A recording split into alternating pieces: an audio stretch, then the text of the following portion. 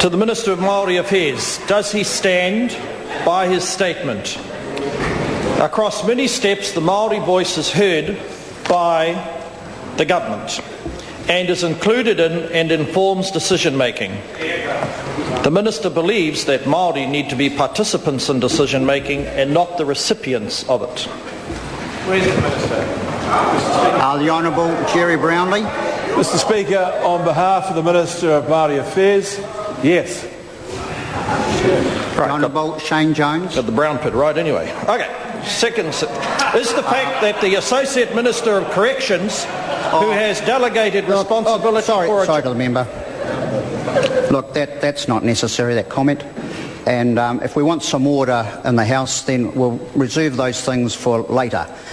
I'll invite the Honourable Shane Jones. Yes, Mr. Speaker. Is the fact that the Associate Minister of Corrections, who has delegated responsibility for addressing Māori over-representation in the criminal justice system, did not receive any information about the amended three strikes policy prior to or following its announcement, an example of Māori being participants or recipients of decision-making?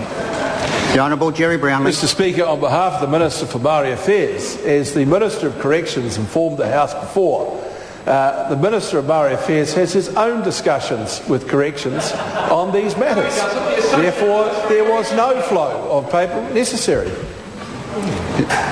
The Honourable Shane Jones.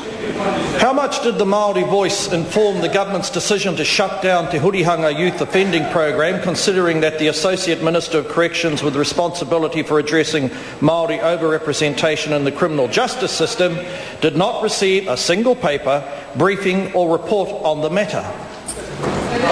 Mr. Speaker, on behalf of the Minister of Māori Affairs, unlike the Labour Party and previous government, the National-led government... Point of order. I know what the member's going to say, and... well, do I need to say ever, do I? See if I'm right. Look, that was a straightforward question.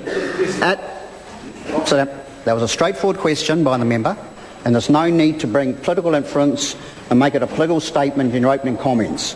I'll invite the Minister to reply. Point of order, Mr. Speaker. Point of order, Honourable. While I accept that, I think it's important. It's also, I think, reasonable that a Minister answering a question deals with what might be a misconception by the person asking the question. Otherwise, the person asking a question can corner a Minister into answering according to their own limited knowledge. Look, these are debating points, and I'll just ask the Minister to respond in a manner which is fitting to the occasion. Mr. Speaker, on behalf of the Minister of Māori Affairs, I reply, in the case that he mentions, there was conversation with relevant iwi. The Honourable Shane Jones.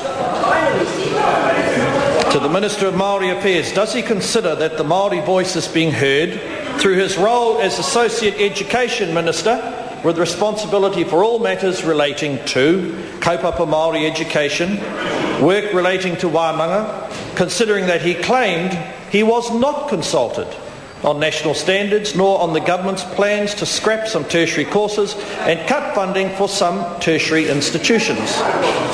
The Honourable Jerry Brownlee. Mr. Speaker, on behalf of the Minister of Māori Affairs, this matter has been dealt with in the House before and cleared up by the Minister of Māori Affairs, and I invite the Honourable Shane Jones to look back through the Hansard to get the clarification he seeks today.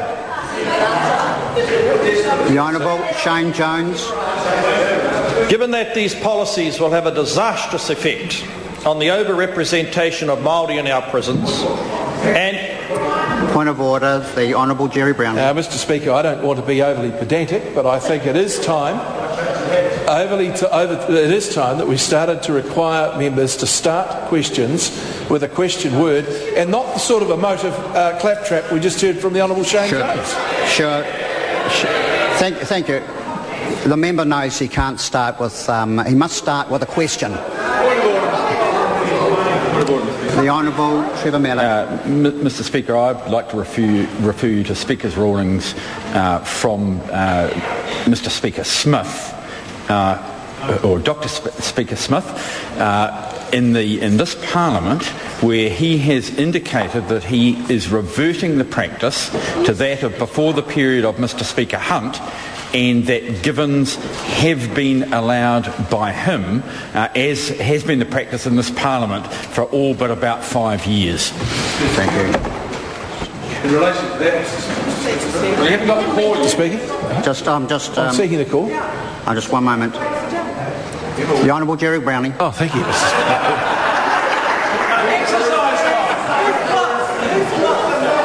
Phew.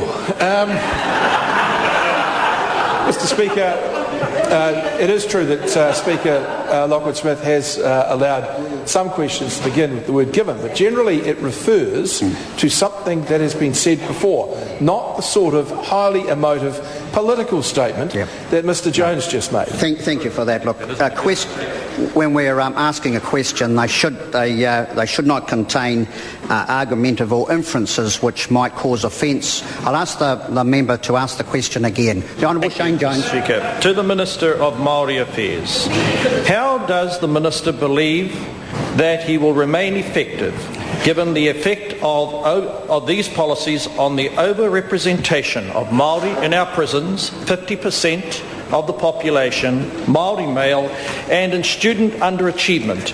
And given, sir, he was not consulted by the government on any of these policies, is this not a case of 3 strikes and you're out?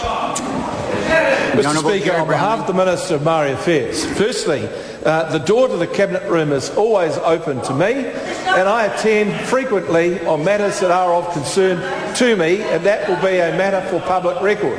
Second, while those statistics for young Māori and indeed Māori in prisons are not acceptable, that has been a circumstance that existed and was exacerbated through the 9 years that member supported a government in this country who did nothing. And when it comes to Māori educational attainments, of course I want to see higher attainment at an educational level by Māori, and I believe that my arrangements with the national-led government will produce that result. The Honourable Shane Jones, point of order. No, I have a point of order here for the Honourable Shane Jones.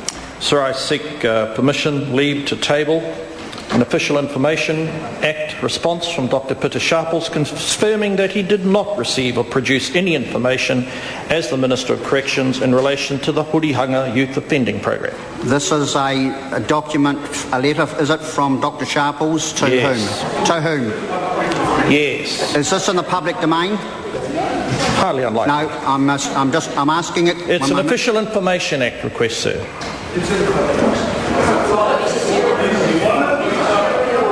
Okay. The Honourable Judith Collins has a no, she's Speaker, speaking to the point of order. I'll just clarify a matter from that member. Corrections doesn't have responsibility for youth justice. No. We're getting into arguments here that are not necessary. Because this is under the Official Information Act, leave can be sought for that.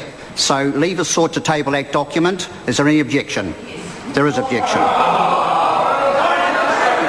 We move to order. We move to question number 7 in the name of Chester Burrows.